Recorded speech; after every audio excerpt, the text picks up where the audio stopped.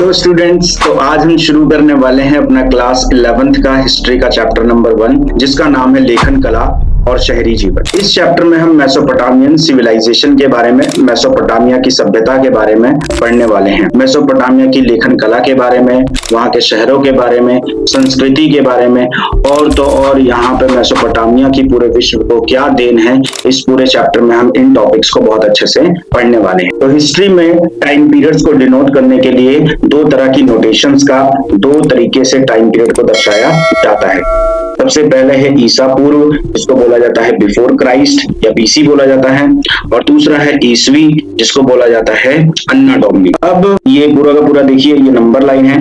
इस number line पे बीच में 0 होता है, जिसको हम मानते हैं ईसा का जन्म। तो ईसा मसीह के जन्म को 0 माना जाता है। उसके अगर राइट में देखें तो यहाँ पे पॉजिटिव में सारे नंबर होते हैं, 1 2 3 एंड सो ऑन, ऐसे नंबर होते हैं। यहाँ पे 2024 चल रहा है, तो ये प्रेजेंट टाइम चल रहा है। तो अगर हमें हिस्ट्री में डिनोट करना हो तो हम इसको लिखेंगे 2024 AD। अगर हम 0 के लेफ्ट में देखें तो यहाँ पे हमें सारे नेगेटिव नंबर दिखते हैं, -1 -2 -3 एंड सो ऑन, ऐसे यहाँ पे आएगा माइनस का 2000, और ऐसे और आगे जाते जाएंगे तो हमें मिलेगा माइनस का 6000। तो मेसोपोटामिया जो सभ्यता है वो 6000 BC से 2000 BC पुराना है। तो यहां से हो गए ऑलमोस्ट 6000 साल, और यहां से हो गए 2000 साल। तो जो मेसोपोटामिया सभ्यता है वो ऑलमोस्ट 8000 साल पुराना है। तो हम आज से 8000 साल पुराना इतिहास पढ़ने जा रहे हैं।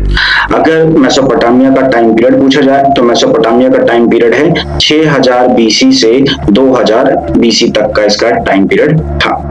तो सबसे पहले जो हमें इसमें सबसे पहला टॉपिक पढ़ना है, मेसोपोटामिया शब्द का अर्थ क्या होता है। तो मेसोपोटामिया यूनानी भाषा के 2 शब्दों से मिलकर बना है। पहला शब्द है मेसोस, जिसका मतलब होता है मध्य, यानी बीच में, किसी वस्तु के बीच का भाग, और दूसरा वर्ड है पोटेमस। पोटेमस का मतलब होता है नदी। तो मेसोपोटामिया शब्द का अर्थ हो गया 2 नदियों के बीच का उपजाऊ भाग। तो 2 नदियों के बीच का उपजाऊ भाग को क्या बोला गया है? मेसोपोटामिया बोला गया है। और ये 2 नदियां थी कौन सी? तो पहली नदी थी फरात नदी, जिसको बोला जाता है यूफ्रेट्स नदी, और दूसरी थी दजला नदी, जिसको बोला जाता है टिग्रिस नदी। तो मैं आपको मैप में भी दिखा देता हूँ। ये देखिए, ये सबसे पहले मेसोपोटामिया की सभ्यता है जो 2 नदियों के पास बसी हुई थी। और मेसोपोटामिया के जस्ट समकालीन एक और सभ्यता थी जिसका नाम था इंडस वैली सिविलाइजेशन, जिसको हम क्लास 12th में पढ़ेंगे। ये इसको बोला जाता है सिंधु घाटी की सभ्यता। और यहीं पे एक और सभ्यता का जन्म होता है जो नील नदी के पास होता है, जिसको इजिप्शियन सिविलाइजेशन बोला जाता है। इसको भी हम देखेंगे थोड़ा बहुत इस चैप्टर में। देखिए मैप ये देखना है, यहाँ पे आपको 2 नदियां दिख रही होंगी। सबसे पहले ये नदी बहते हुए आ रही है, ये नदी है यूफ्रेट्स नदी, जिसको बोला गया है फरात नदी बोला गया है। ये ऐसे बहते बहते नीचे तक आती। और ये देखिए, ये दूसरी नदी है जिसको बोला गया है टिग्रिस नदी। ये ऐसे बहते हुए आ रही है दूर से, और इनके बीच का जो ये पूरा का पूरा उपजाऊ वाला भाग है, इसको बोला गया है मेसोपोटामिया।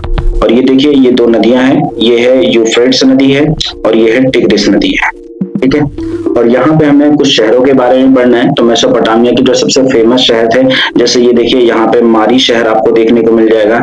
ये काफी शाही शहर और सबसे भव्य शहरों में माना गया है। ये है, यहाँ पे हमें उरूक नगर के बारे में पढ़ना है। ये देखिए, उरूक नगर दिख रहा होगा आपको, ये उर नगर दिख रहा होगा, इसके बारे में हमें डिटेल में पढ़ना है। यहाँ पे एक शहर है 99, उसके बारे में भी हम थोड़ा बहुत समझेंगे। और एक शहर है असुर करके या असीरिया करके, इस शहर के बारे में भी हमें यहाँ पे पढ़ना है थोड़ा बहुत। तो ये पूरा का पूरा मेसोपोटामिया का मैप है। ये रही आपकी फरात नदी और दूसरी रही दजला नदी, और इनके बीच का ये जो उपजाऊ भाग है जिसको बोला गया है मेसोपोटामिया। तो यहाँ पे मेसोपोटामिया फरात नदी और दजला नदी के बीच का उपजाऊ भाग है।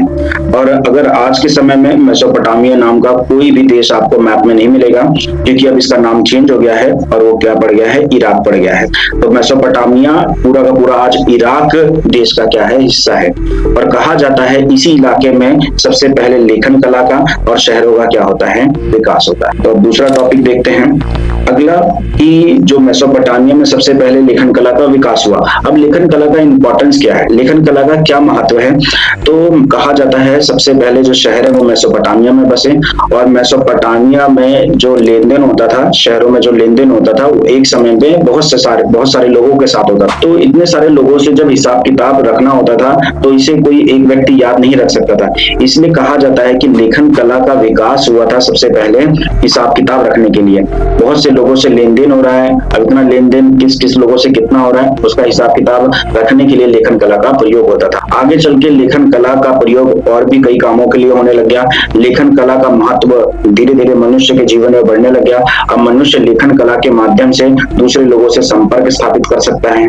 और तो और जो लेखन कला का सबसे बड़ा इंपॉर्टेंस है कि मानव लेखन कला के द्वारा अपने अनुभवों से जो ज्ञान प्राप्त किया है उसे संचित करके रख सकता है, उसे इकट्ठा करके पुस्तकों के माध्यम से रख सकता है और एक पीढ़ी से दूसरी पीढ़ी में उसे ट्रांसफर भी कर सकता है। तो लेखन कला का ये सबसे बड़ा इंपॉर्टेंस है कि मानव ने जो अपने अनुभवों के आधार पर, अपने ज्ञान के आधार पर जो ज्ञान प्राप्त किया है उसे बुकों में लिखता है, उसे इकट्ठा करके रखता है और आगे चल के कई लोग उसे क्या करते हैं, पढ़ते हैं। तो कहा जाता है वो अपने ज्ञान को एक पीढ़ी से दूसरी पीढ़ी में ट्रांसफर कर सकता है। इसीलिए लेखन कला का मानव के जीवन में बहुत बड़ा योगदान रहा है, बहुत बड़ा इंपॉर्टेंस रहा है। उसके बाद हमें यहाँ पे पढ़ना है कि जो मेसोपोटामिया का जो शहर है वो यूरोप वासियों के लिए बहुत ही ज्यादा इंपॉर्टेंट है। आखिर यूरोप वासी मेसोपोटामिया को इतना ज्यादा इंपॉर्टेंट क्यों मानते हैं? तो जो ईसाई लोग हैं, यूरोप में ज्यादातर ईसाई धर्म को फॉलो किया जाता है, तो जो यूरोप वासी हैं उनकी जो सबसे पवित्र बुक है जिसका नाम है बाइबल, बाइबल का एक भाग है जिसका नाम है ओल्ड टेस्टामेंट। ओल्ड टेस्टामेंट में भी मेसोपोटामिया का जिक्र है, इसीलिए यूरोप वासी उसको एक पवित्र जगह मानते हैं क्योंकि उनकी जो पवित्र पुस्तक है बाइबल उसमें उनका वर्णन किया गया है। और तो और यूरोप के जो विद्वान लोग हैं और यात्री जो लोग हैं वो मेसोपोटामिया को अपने पूर्वजों की भूमि मानते हैं और ऐसा मानते हैं कि उनका उद्गम मेसोपोटामिया से ही हुआ है। इसीलिए वो जो यूरोप के जो लोग हैं वो मेसोपोटामिया को बहुत ही ज्यादा महत्वपूर्ण मानते हैं।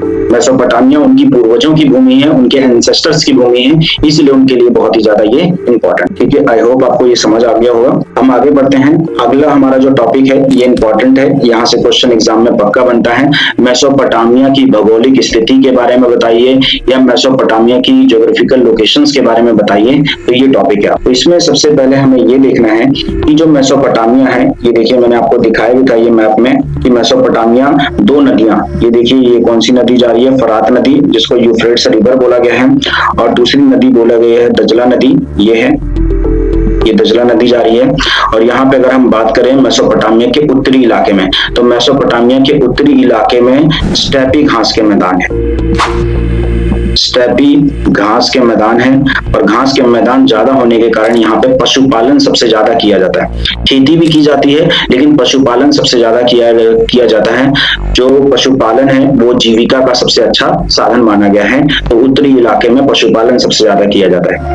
और बात करें अगर इसके पूर्वोत्तर इलाकों में, तो इसके पूर्वोत्तर इलाकों में पहाड़ हैं और ये पहाड़ सदा वृक्षों से क्या करते रहते हैं, ढके रहते हैं। और तो और यहाँ पे पर्याप्त मात्रा में क्या होती है, वर्षा भी होती है। और अगर बात करें ये पूर्व भागों में, तो यहाँ पे पहाड़ी इलाका है, मैंने बता दिया है।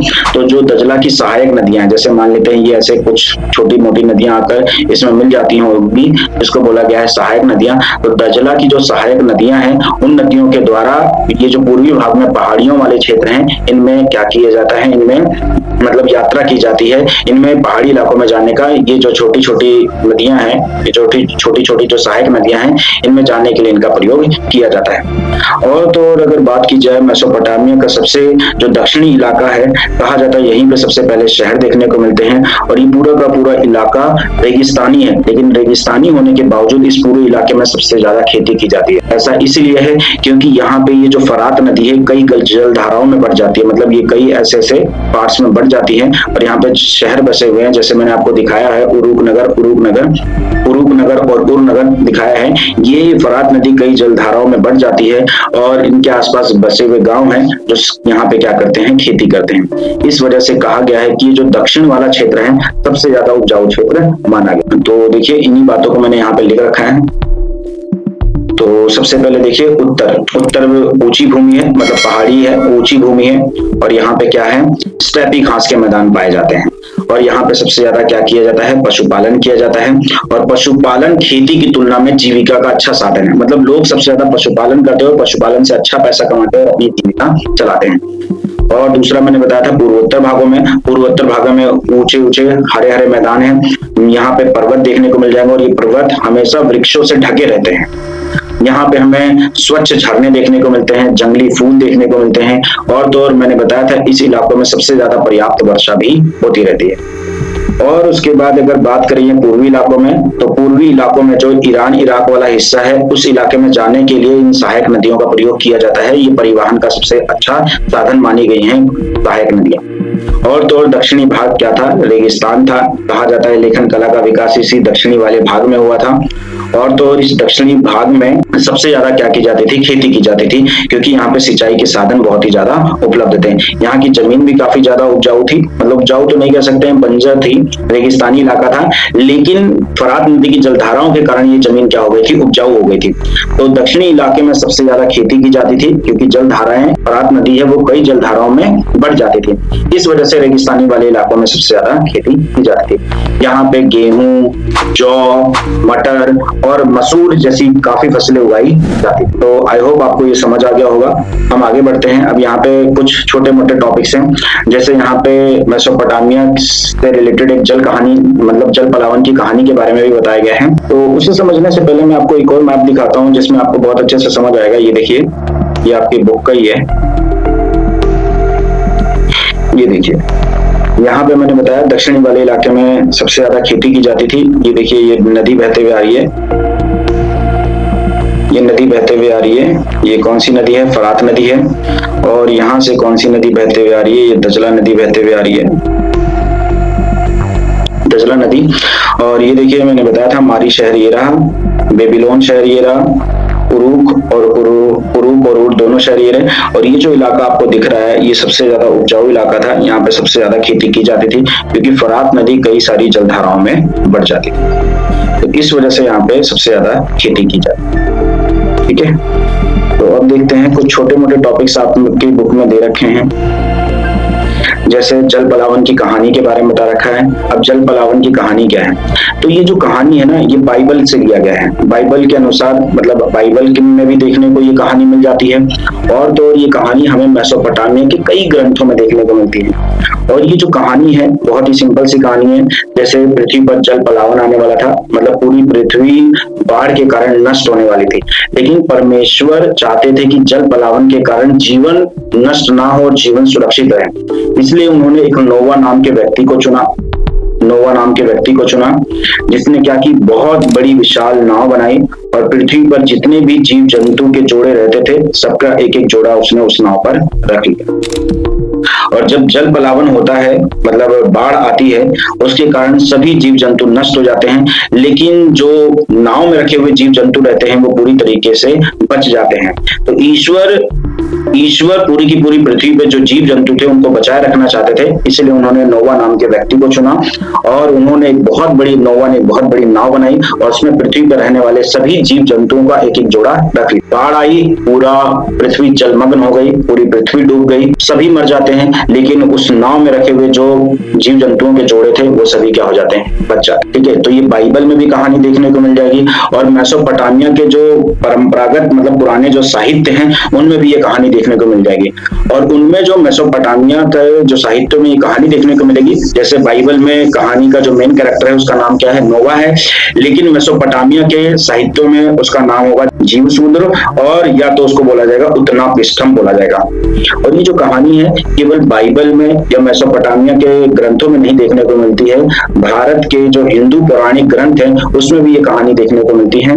उसमें जो कहानी के जो मेन कैरेक्टर हैं उनका नाम है मनु नाम के राजा थे, तो उनको एक मछली प्राप्त होती है और मछली कहा जाता है भगवान विष्णु का अवतार थी और उनको बताती है वो मछली की पृथ्वी पे बाढ़ आने वाली है और संपूर्ण जीव जंतु नष्ट होने वाले हैं। तो उनको बचाने के लिए राजा को कहती है कि एक नाव बनाओ जिसमें सभी जीव जंतु क्या रहेंगे, सुरक्षित रहेंगे। ये कहानी हमें ये बताती है कि ये कहानी केवल इसमें नहीं है, तो ये कहानी केवल बाइबल में नहीं है, भारत के मतलब हर तरह के ग्रंथों में हमें ये कहानी देखने को मिल जाए। आई होप आपको ये समझ आ गया होगा। हम आगे बढ़ते हैं, एक और छोटा सा टॉपिक है।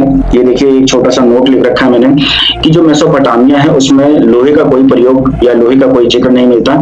मेसोपोटामिया में सबसे ज्यादा कांसे का प्रयोग हो जाता था, और कांसा तांबा और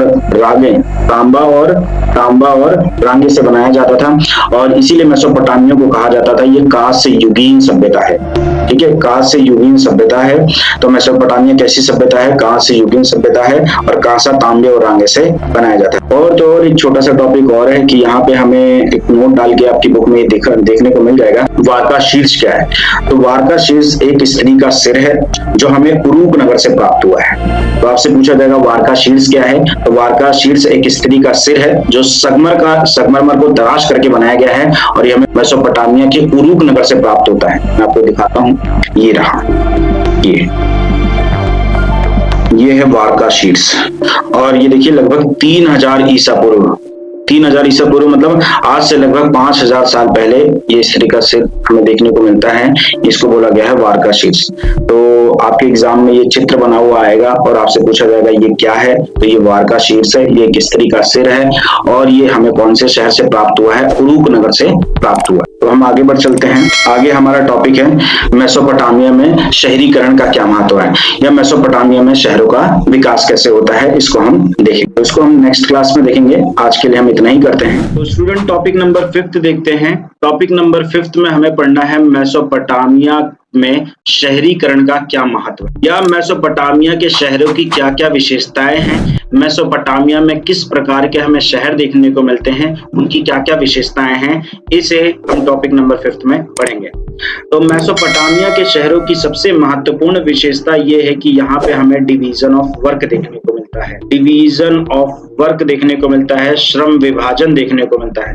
तो श्रम विभाजन क्या होता है, इसको बहुत अच्छे तरीके से समझते हैं। तो बताया गया है कि मेसोपोटामिया में धीरे धीरे क्या होता है, पॉपुलेशन बहुत ही ज्यादा इंक्रीज हो जाती है। पॉपुलेशन यानी जनसंख्या बहुत तेजी से यहाँ पे बढ़ने लगी। पॉपुलेशन के बढ़ने के कारण यहाँ पे खाद्य उत्पादन बहुत तेजी से इंक्रीज होता है। फूड प्रोडक्शन बहुत तेजी से इंक्रीज होता है। फूड प्रोडक्शन इंक्रीज हो जाने की वजह से यहाँ पे क्या होता है, जो पॉपुलेशन डेंसिटी है, पॉपुलेशन डेंसिटी या जिसको हिंदी में बोला गया है जनसंख्या घनत्व, बहुत तेजी से बढ़ने लगता है। बहुत तेजी से जनसंख्या घनत्व का मतलब होता है यहाँ के शहरों में जनसंख्या बहुत तेजी से बढ़ने लग जाती है। लोग एक ही जगह पे टिक कर बहुत ही ज्यादा रहने लग जाते हैं, और जब एक ही जगह पे टिक के रहने लग जाते हैं तो उसे बोला जाता है कि वहाँ का जनसंख्या घनत्व यानी पॉपुलेशन डेंसिटी बहुत तेजी से बढ़ जाता है। पॉपुलेशन डेंसिटी बढ़ने के कारण ये धीरे धीरे जो गांव होते हैं वो कस्बा का रूप लेने लगते हैं, और यही कस्बा आगे चल के क्या बनता है, शहर बनता है। और शहरों में लोग आत्मनिर्भर नहीं होते, मतलब अपने ऊपर निर्भर नहीं होते। सभी लोग अलग अलग काम करते हैं और लेन देन के माध्यम से जुड़े रहते हैं। इसी को बोला जाता है श्रम विभाजन या डिवीजन ऑफ वर्क बोला। ठीक है स्टूडेंट्स, तो यही बातें लिखी हुई हैं। मेसोपोटामिया में बढ़ती आबादी मतलब आबादी बढ़ने लग गई थी, जनसंख्या बढ़ने लग गई थी। जनसंख्या बढ़ने के कारण खाद्य उत्पादन बहुत तेजी से इंक्रीज होता है, और जिसके कारण पॉपुलेशन डेंसिटी यानी जनसंख्या घनत्व, एक ही जगह पे लोग टिक कर रहने लग जाते हैं, जिससे कस्बे बनते हैं, और कस्बे बनने के कारण यहाँ पे शहरों का विकास होता है। तो मेसोपोटामिया में इस तरीके से शहरों का निर्माण होता है। और जो शहरों में रहने वाले लोग होते हैं वो आत्मनिर्भर नहीं होते, मतलब अपने ऊपर निर्भर नहीं होते हैं। वो अलग अलग काम करते हैं, अलग अलग वस्तुओं का उत्पादन करते हैं, और एक दूसरे से लेन देन के माध्यम से जुड़े रहते हैं। इस व्यवस्था को बोला जाता है श्रम विभाजन। और मेसोपोटामिया की दूसरी सबसे बड़ी विशेषता हमें देखने को मिलती है, यहाँ के शहरों की दूसरी सबसे बड़ी विशेषता देखने को मिलती है कि यहाँ पे सामाजिक संगठन होता है। सामाजिक संगठन का मतलब ये है कि यहाँ पे बर्तन बनाने वालों का ग्रुप होगा, यहाँ पे औजार बनाने वालों का अपना एक संगठन होगा, ग्रुप होगा, और तो और यहाँ पे कृषि करने वालों का, किसानों का अपना ग्रुप होगा। ये सभी लेन देन के माध्यम से एक दूसरे से क्या रहेंगे, जुड़े रहेंगे। तो यहाँ पे लोगों का संगठन देखने को हमें मिलता है, और सभी लोग लेन देन के माध्यम से आपस में क्या रहते हैं, जुड़े रहते हैं। और यहाँ के शहरों में कहा जाता है कि जो लेन देन होता था वो बहुत से लोगों के साथ होता था, इसीलिए लेन देन का एक स्थायी हिसाब किताब रखने के लिए यहाँ पे सबसे पहले लेखन कला का प्रयोग किया गया। और तो और हमें यहाँ के शहरों के बारे में एक और विशेषता देखने को मिलती है कि यहाँ के शहरों में खाने पीने की चीजों की कोई कमी नहीं थी। मतलब खाद्य संसाधन यानी फूड रिसोर्सेज बहुत अच्छी मात्रा में हमें देखने को मिलते हैं, लेकिन यहाँ के शहरों में खनिज संसाधनों की कमी थी। संसाधनों का यहाँ पे खनिज संसाधनों का अभाव था, मिनरल्स का अभाव था। जैसे यहाँ पे औजार बनाने के लिए, आभूषण बनाने के लिए ना ही अच्छे पत्थर देखने को मिलते हैं और ना ही अच्छी धातु हमें देखने को मिलती है, और तो और यहाँ पे ना ही अच्छी गुणवत्ता वाली लकड़ी भी हमें देखने को नहीं मिलती है। तो इन्हीं बातों को टॉपिक नंबर 6 में भी बता रखा है कि मेसोपोटामिया में अगर संसाधनों का अभाव था तो वो किन किन क्षेत्रों से संसाधन मंगाते थे या किन किन देशों से अपना व्यापार करते थे। तो स्टूडेंट ये अपना टॉपिक नंबर 6 है कि मेसोपोटामिया के जो लोग वो कहां से व्यापार करते थे। तो यही बताया गया है कि मेसोपोटामिया में खाद्य संसाधन तो अच्छी मात्रा में थे, खाने पीने के संसाधन अच्छी मात्रा में थे, लेकिन यहाँ पे खनिज संसाधनों का, मिनरल रिसोर्सेस का अभाव था। जैसे किन किन संसाधनों का अभाव था? औजार बनाने के लिए, मोहरे बनाने के लिए, आभूषण बनाने के लिए यहाँ पे पत्थरों की काफी ज्यादा कमी थी, और तो और यहाँ पे गाड़ियां बनाने के लिए, बैलगाड़ियां बनाने के लिए, गाड़ियों के पहिए बनाने के लिए यहाँ पे सिर्फ और सिर्फ खजूर की लकड़ी और पोपलर की लकड़ी पाई जाती थी, और कोई अच्छी गुणवत्ता युक्त लकड़ी भी नहीं थी। और तो और गहने बनाने के लिए यहाँ पे धातुओं की भी बहुत ज्यादा क्या थी, कमी थी। इसीलिए जो मेसोपोटामिया के लोग होते हैं वो दूसरे क्षेत्रों से व्यापार करते थे। तो मेसोपोटामिया के लोग लकड़ी, तांबा, रांगा, चांदी, सोना, ये सब तुर्की से, ईरान से और खाड़ी प्रदेशों से मंगवाते थे। मैं आपको मैप में भी दिखा देता हूँ। देखिए, ये देखिए, ये रहा इराक वाला हिस्सा जिसको बोला गया है मेसोपोटामिया वाला हिस्सा, ये मेसोपोटामिया था। और ये देखिए, ये रहा तुर्की से ये लोग अपने क्षेत्र में बहुत सारे संसाधनों को मंगवाते थे। ये रहा ईरान वाला इलाका हो गया, ये पूरा का पूरा ईरान वाला इलाका है, ये ईरान दिख रहा है। ईरान वाले क्षेत्र से भी ये लोग अपने क्षेत्रों में बहुत सारा सामान मंगवाते थे। ये जो खाड़ी देश हो गए, गल्फ कंट्रीज हो गए, यहाँ से भी ये लोग बहुत सारा सामान अपने देशों में मंगवाते थे। इवन ये जो सिंधु घाटी की सभ्यता है, यहाँ से भी बहुत सारे चीजों को ये लोग अपने क्षेत्रों में मंगवाते थे। और जो ईरान के लोग होते थे, मेसोपोटामिया के लोग होते थे, वो दूसरे क्षेत्रों में अपना कपड़ा और अपना खाने पीने का सामान भेजते थे, और उसके बदले ये लोग यहाँ पे इस सामान को मंगवाते थे। तो तांबा, रांगा, चांदी, सोना ये लोग तुर्की से, ईरान से और खाड़ी प्रदेशों से मंगवाते थे। और मंगवाने के लिए किन चीजों में एक्सचेंज करते थे? कपड़ा, इनके पास कपड़ा बहुत ज्यादा उत्पादन करते थे, खाने पीने का सामान बहुत ज्यादा उत्पादन करते थे, तो वो दूसरे क्षेत्रों में भेजते थे और बदले में तांबा, रांगा, चांदी अपने क्षेत्र में मंगवाते थे। और वस्तुओं का लेन देन करने के लिए ये लोग जल मार्गों का प्रयोग करते थे, क्योंकि जल मार्ग जो होते थे वो परिवहन का सबसे अच्छा साधन माने जाते थे। उस समय ये व्यापार के लिए बैलगाड़ियों का भी प्रयोग करते थे, लेकिन बैलगाड़ियों का खर्चा बहुत ज्यादा आता था। इसमें सबसे पहली बात है, सबसे ज्यादा समय लगता था, और दूसरा पशुओं के चारे पर बहुत ज्यादा खर्चा होता था। तो इसीलिए यहाँ पे बैलगाड़ियों का कम प्रयोग किया जाता था और जल मार्गों का सबसे ज्यादा प्रयोग किया जाता था, क्योंकि यहाँ पे दजला और फरात नदी थी, और इन नदियों की जो सहायक नदियां होती हैं, इनमें बहुत ज्यादा नौका चालन किया जाता था, इसीलिए ये परिवहन का सबसे अच्छा साधन माना। तो गाइज, आई होप आपको ये समझ आ गया होगा। अब टॉपिक नंबर हम 7 देखते हैं। टॉपिक नंबर 7 काफी ज्यादा इंपॉर्टेंट है। मेसोपोटामिया की लेखन कला का विकास किस प्रकार से हुआ? तो लेखन कला को साक्ष्यों के आधार पर, प्रूफ के आधार पर समझाइए कि क्यों कहा जाता है कि मेसोपोटामिया में सबसे पहले लेखन कला का विकास हुआ। तो कहा गया है कि मेसोपोटामिया के जो शहर हमें देखने को मिलते हैं, मेसोपोटामिया के शहरों में सबसे पहले हमें यहाँ पे लिखित पट्टिकाएं मिली है, मतलब गीली मिट्टी के हमें टैबलेट्स मिले हैं, जो लगभग 3200 ईसा पूर्व है, 3200 ईसा पूर्व के हैं। और इस पर बहुत सारे चिन्ह देखने को मिलते हैं। वो चिन्ह कैसे हैं? या तो चिन्ह है, या तो चित्र हैं, या तो उस पर क्या देखने को मिलती है? हमें संख्याएं देखने को मिलती है। यहाँ के जो गीली मिट्टी की पट्टिकाएं मिली हैं, उस पर मछलियों के, बैल के और रोटियों के हमें चित्र देखने को मिलते हैं, और लगभग हमें 5000 टैबलेट्स मिलती हैं। और ये टैबलेट्स हमें मिली कहाँ है? वहाँ के दक्षिणी मंदिरों में हमें ये सारी चीजें देखने को मिलती है। जो वहाँ के दक्षिणी भाग में मंदिर मिले हैं, उन मंदिरों में हमें ये गीली मिट्टी की पट्टिकाएं मिली हैं, जिन पर ये सारे चित्र बने हुए हैं। हो सकता है कि कई लोगों ने इन चीजों को मंदिरों को दान दिया होगा, या मंदिर अपने विशेष उत्सवों पर लोगों को ये सारी चीजें दान देते होंगे, और इसका स्थायी रिकॉर्ड रखा जाता होगा। तो कहा जाता है यहीं से मेसोपोटामिया में लेखन कला का विकास होता है। ये देखिए, आपकी बुक में चित्र भी बना हुआ है, मैं आपको दिखा देता हूँ। ये देखिए, ये गीली मिट्टी का टैबलेट है और उस पर ये बैल का चित्र है, ठीक है। यहाँ पे अनाज का चित्र और मछली का चित्र है। ये देखिए, अनाज ही रहा, और ये देखिए मछली का चित्र आपको देखने को मिलेगा। और तो और यहाँ पे हमें ये देखिए ये देखिए नाव देखने को मिलती है, बहुत ही सुंदर सी नाव बना रखी है, पतली सी नाव है। और तो और यहाँ पे ये संख्याएं लिखी हुई हैं और यहाँ पे जो अक्षर होते हैं वो कीलाकार अक्षर होते हैं, ये दिखा रखा है। और ये देखिए इस टाइप के हमें गीली मिट्टी के टैबलेट्स देखने को मिलते हैं, ये रहे इस प्रकार के हमें गीली मिट्टी के टैबलेट्स यहाँ पे देखने को मिलते हैं। ये रहा गीली मिट्टी का टैबलेट्स और इन पर ये लोग लिखा करते थे। तो कहा जाता है कि यहाँ के मंदिरों में जो सामान आता था या मंदिर जिन सामानों को दूसरे लोगों को दान में देता था उन सब का एक स्थायी रिकॉर्ड रखा जाता था। तो यहीं से हमें सबसे पहले लेखन कला का प्रूफ मिलता है। और कहा जाता है कि मेसोपोटामिया में लेखन कला का विकास तब शुरू हुआ होगा जब मानव समाज को अपना एक स्थायी हिसाब किताब रखना होगा, क्योंकि मैंने बता रखा है यहाँ पे शहर थे और लेन देन काफी ज्यादा होता था और अलग अलग लोगों से होता था, तो इतना याद रख पाना बहुत ही ज्यादा मुश्किल होता था।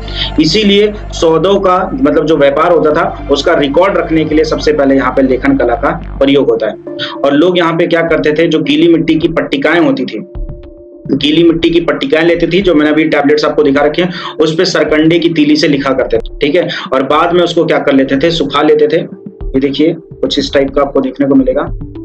ये देखिए ये है गीली मिट्टी की पट्टिका और उस पर देखिए तीली से क्या कर दिया गया है, सरकंडे की तीली से लिख दिया गया है, छोटा छोटा दिख रहा होगा आपको, ये लिख दिया गया है। और बाद में इसे धूप में क्या कर लेते थे, सुखा लेते थे। तो यहाँ पे सबसे पहले 2600 ईसा पूर्व के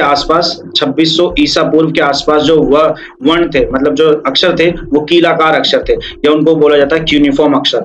और तो और यहाँ पे सुमेरियन भाषा का पहले सबसे शुरुआत में सुमेरियन भाषा का प्रयोग किया जाता है। लेकिन जैसे जैसे समय बीतता है तो केवल अब स्थायी हिसाब किताब रखने के लिए लेखन कला का प्रयोग नहीं हो रहा, और भी कामों के लिए हो रहा है। जैसे यहाँ पे शब्दकोश बनाने के लिए, अगर कोई जमीन बेची गई है तो जमीन बेची गई है उसकी मान्यता देने के लिए, पेपर्स ट्रांसफर करने के लिए, और तो और राजाओं के काम करवाने के लिए, राजाओं ने जो कार्य कर रखे हैं उनका वर्णन करने के लिए, और कानून में अगर कोई परिवर्तन करना है तो इन सब का रिकॉर्ड रखने के लिए क्या किया जाता था, लेखन कला का प्रयोग किया जाता था। तो आपको याद रखना है, अब धीरे धीरे जैसे जैसे समय बीतता है तो स्थायी हिसाब किताब रखने के लिए नहीं, और भी कामों के लिए इनका प्रयोग किया जाता है। जैसे शब्दकोश तैयार करेंगे, अगर कोई जमीन बेची है तो उसका रिकॉर्ड रखने के लिए, राजा के कार्यों का वर्णन करने के लिए, और राजा ने कोई नया आदेश दिया है या कानूनों में कोई परिवर्तन किया है तो इसको लोगों को बताने के लिए लेखन कला का प्रयोग किया जाता था। और धीरे धीरे जैसे जैसे समय बीतता है यहाँ पे भाषा में चेंज देखने को मिलता है। 2400 ईसा पूर्व में, सबसे पहले 2600 ईसा पूर्व में सुमेरियन भाषा का प्रयोग किया जाता था, और 2400 ईसा पूर्व तक आते आते यहाँ पे अक्कादी भाषा का क्या किया जाता है, प्रयोग किया जाता है। तो यहाँ पे भाषा में भी धीरे धीरे चेंज आता है। और कहा जाता है मेसोपोटामिया के लेखन कला में, जो मेसोपोटामिया की लेखन कला है उसमें बहुत सारे अक्षर थे।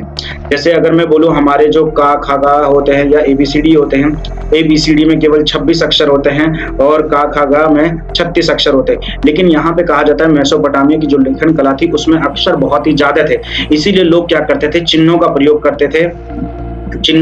करते थे और यहाँ पे साक्षरता दर काफी ज्यादा कम थी। जैसे मछली लिखने की जगह मछली का चित्र बना देते थे, बैल लिखने की जगह बैल का चित्र बना देते थे। तो ये लोग ज्यादातर चिन्हों का प्रयोग करते थे, और कहा जाता है ये अक्षर ज्यादा याद नहीं रख पाते थे, इसलिए यहाँ पे साक्षरता दर काफी ज्यादा कम थी। और तो और बताया गया है जैसे जैसे और समय बीतता है 1400 ईसा पूर्व के आसपास यहाँ पे आरामाइक भाषा का प्रयोग किया जाता है। जो आरामाइक भाषा है उसका थोड़ा बहुत प्रयोग शुरू हो जाता है 1400 ईसा पूर्व में। जो हिब्रू भाषा, अगर आपको पता हो इजराइल है, इजराइल की मातृभाषा हिब्रू है, तो जो आरामाइक भाषा है वो हिब्रू भाषा से मेल खाती है। और कहा जाता है सन 1000 ईसा पूर्व तक आते आते यहाँ पे आरामाइक भाषा का सबसे ज्यादा प्रयोग होने लग गया। और तो और यहाँ पे एक कहानी भी बता रखा है, मेसोपोटामिया की जो लेखन कला है उससे जुड़ी एक कहानी भी बता रखा है कि यहाँ पे एक सुमेरियन महाकाव्य है। सुमेरियन महाकाव्य हमें सबसे पहला प्रूफ मिलता है लेखन कला के प्रयोग का। तो सुमेरियन महाकाव्य में बता रखा है कि उरूक नगर, पूरे मेसोपोटामिया में 4 शहर है जो काफी ज्यादा इंपॉर्टेंट है, उसमें एक शहर था उरूक नगर। तो बताया गया है कि सुमेरियन महाकाव्य में बताया गया है उरूक नगर का राजा एनमार्का था, और उसने अपने राजदूत को अरट्टा देश भेजा। अरट्टा देश इसलिए भेजा, जाओ वहां पे और बहुमूल्य पत्थर और बहुमूल्य रत्न लेकर आओगे।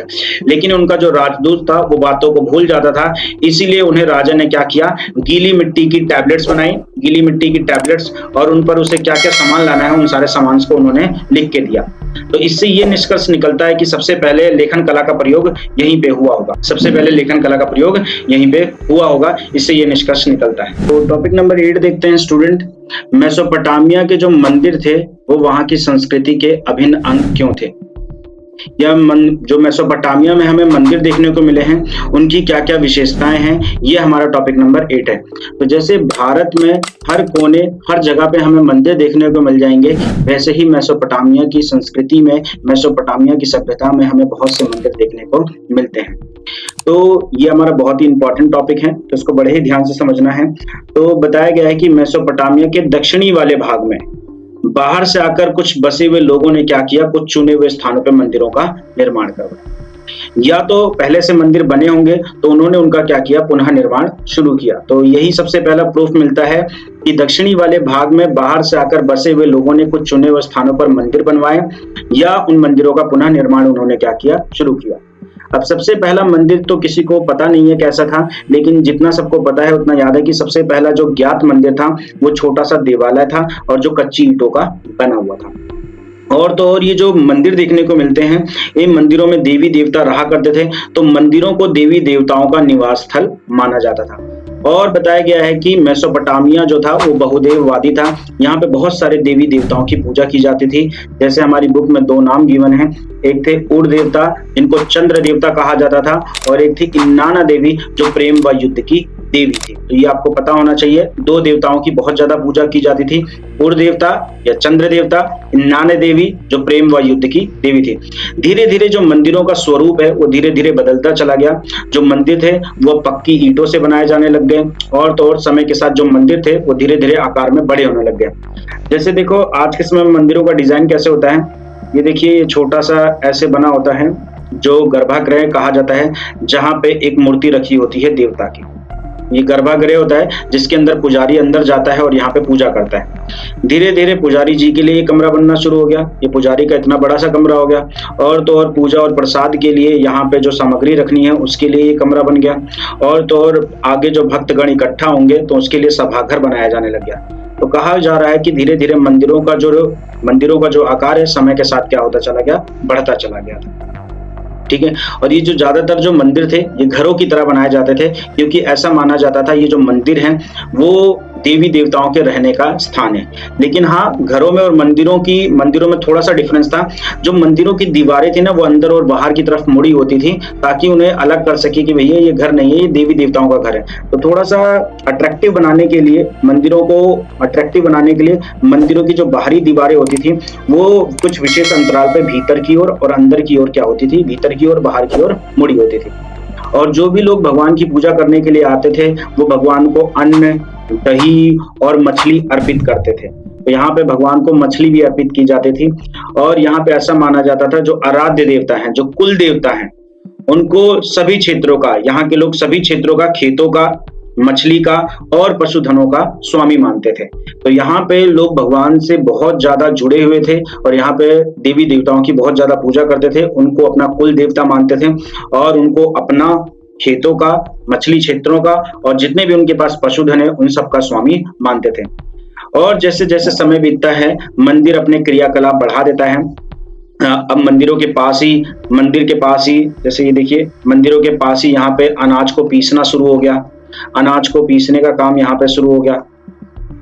सरसों से तेल को निकालने का काम शुरू हो गया।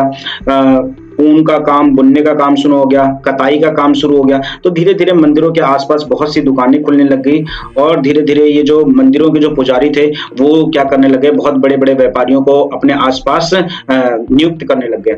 और कहा जाता है धीरे धीरे मंदिरों के पास बहुत सारी दुकानें खुल जाती हैं, ऐसे ऐसे दुकानें खुल जाती हैं और धीरे धीरे ये जो मंदिर होते हैं ये शहर का रूप ले लेते हैं। तो ज्यादातर जो शहर आपको देखने को मिलेंगे मेसोपोटामिया में वो मंदिरों के आसपास बसे हुए थे। तो यही बता रखा है इसमें। समय बीतने पर मंदिरों ने अपने क्रियाकलाप बढ़ा दिए थे और उत्पादित वस्तुओं में बदलने की जो प्रक्रिया वो मंदिरों के आसपास ही शुरू हो गई थी। जैसे अनाज को पीसने का काम शुरू हो गया था, तेल निकालने का काम शुरू हो गया था, ऊन के कपड़े का काम शुरू हो गया था, कताई का काम शुरू हो गया था, बुनाई का काम शुरू हो गया था। और यही मंदिरों के जो मंदिर जो थे वह व्यापारियों को नियुक्त करने लग गए थे और धीरे धीरे मंदिरों के चारों तरफ बड़े बड़े शहरों का क्या हो जाता है, निर्माण हो जाता है। तो आई होप आपको ये टॉपिक समझ आ गया होगा। ये टॉपिक बहुत ही ज्यादा इंपॉर्टेंट है। ठीक है, बहुत ही ज़्यादा इंपॉर्टेंट है। तो यहाँ पे सबसे पहले हमें कौन सा मंदिर था, बाहर से आकर बसे हुए लोगों ने मंदिर का निर्माण करवाया, और जो सबसे पहला मंदिर था वो छोटा सा देवालय था और कच्ची ईंटों का बना हुआ था, और ये मंदिर देवी देवताओं के रहने का स्थान थे।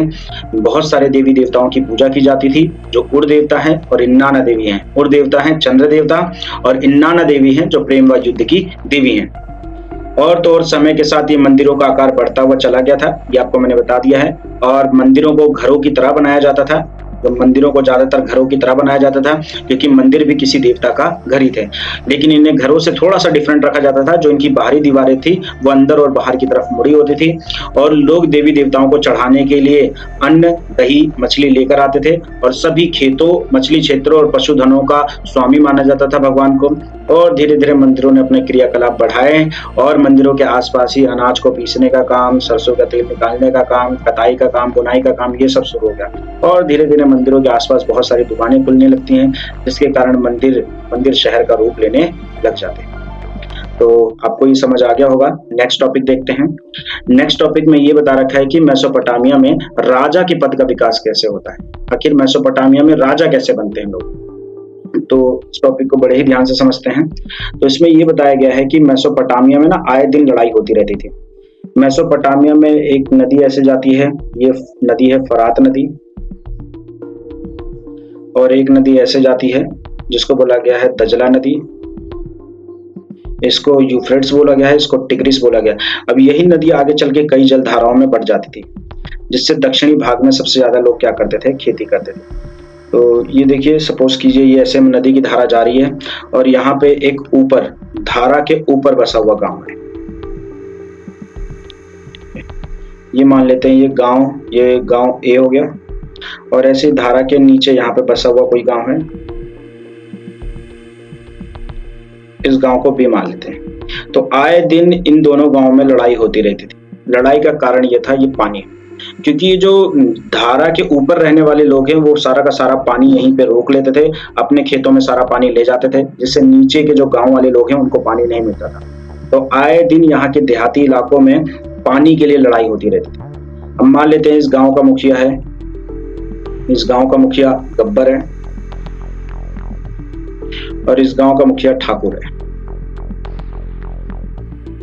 तो दोनों में लड़ाई होगी, और मान लेते हैं ये जो गब्बर है ये जीत जाएगा, और ये जैसे ही जीत जाएगा तो ये क्या करेगा, इस पूरे गांव के लोग, गांव का सारा सामान, सारा जितना भी अनाज, पैसा, ये सब है, ये सब लूट लेगा, और यहाँ के लोगों को गुलाम बनाकर ले जाएगा, और गुलाम बनाकर इन्हें अपने गांव का क्या बना देगा, इस गांव का चौकीदार बना देगा, या इनसे खेती का कोई भी काम करवाएगा, और आगे चल के यही जो गब्बर है वो क्या बन जाएंगे, राजा बन जाएंगे। यही बातें यहाँ पे मैंने लिख रखी हैं कि मेसोपोटामिया के गांव में पानी के लिए बार बार लड़ाइयां होती थी।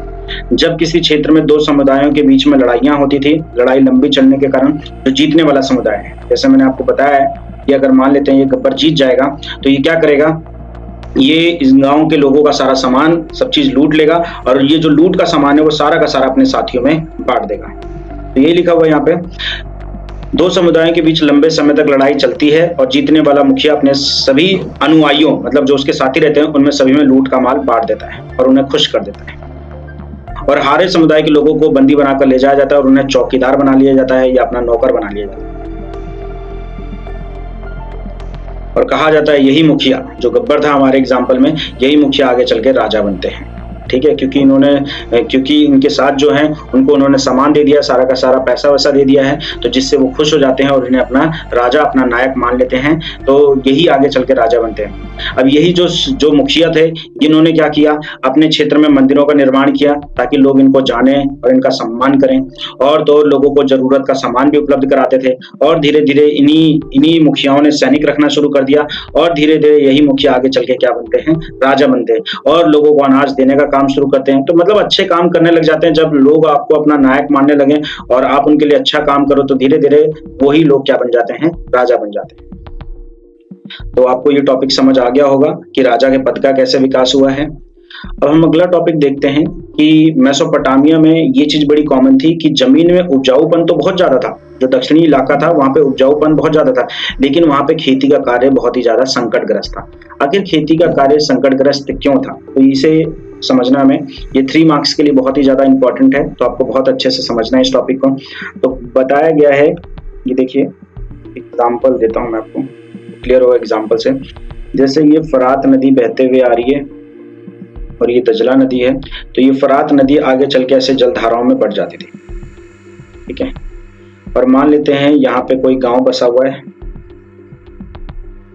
ये गांव के लोग हैं, ठीक है, और ये गांव बी है। तो मैंने अभी आपको बताया कि यहाँ पे पानी के लिए लोग क्या करते थे, लड़ाई करते थे।